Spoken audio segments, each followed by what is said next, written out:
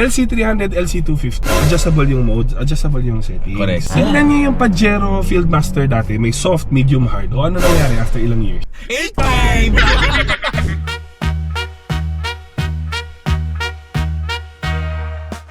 So right now guys, mag-test drive tayo ng Prado 250. So pag nagpapalit ng suspension, may ginawa tayo para hindi umilaw sa cage. Hindi lang doon kakabit yung Bagong fake lang yun. Tanggalin mo lang yung saksak. Okay na yun. 8.5! Hindi ganito boy, no? Hindi yung gano'n-gano'n. Hindi boss, iba. Bakit? Okay, ito. LC300, LC250.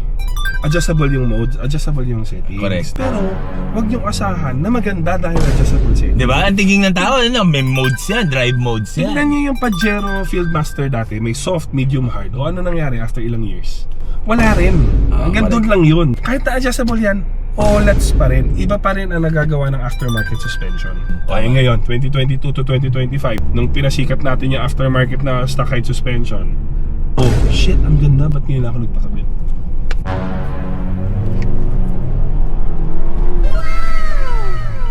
Hindi siya dumidip. Hindi siya yung parang, hindi siya abot para mag-bump steer. Gusto ko yun ah. Kasi pag stock kahit naka-sport, pag tukod niya sa bump stop, Gumaganon. Speedworks, hayop ka. Di ba? Pwede, di ba? May pan-discount.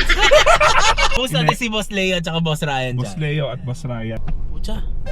Wala na. By 200. So ano yung verdict mo sa LC2? Ang ganda, maganda project car. Hindi, kasi for the price of 4.8 million, compare sa 300 na sinasabi nila na, hindi, ko dagdag lang ng konti. Naka 300 May 300 na ako. If you're the type of person na mahilig ka mag-drive, go for a 250 dahil ang LC300, pasensya na po, ang pangit po ng suspension, ang gulo. Except pag mag-BP51 ka lang sa LC300, maayos yung ganun. Yung kaldag niya sa likod, no? Dagdag sa likod, yung double bounce. Yung Prado nung una, ayoko rin dahil baka masikip yung second row. Considering 6'1.5 ako, 305 pound. But the driving feel of the Prado, para ka lang naka-Fortuner. 7-seater ang Prado, diba? Ah, 7-seater. 7-seater ang Prado, pang pamilya. Magdadrive mo araw-araw. Na mag-LC300 ka, aminin nyo na lahat ng LC300 owners, ginagamit nyo lang yan weekend. Hindi ko alam kung hater ako ng 300, wala akong pambili. Pero sarami ko naman sigurong na test drive dito. Yung 250, para ka lang naka-Fortuner. Kahit tumabi ka ngayon, ito, itong kotse mo, tumabi ka sa Lexus na LX550, o ano yung Lexus ka. And a 4-cylinder is always efficient than a 6-cylinder. So pag city driving, 4-cylinder feel ko okay.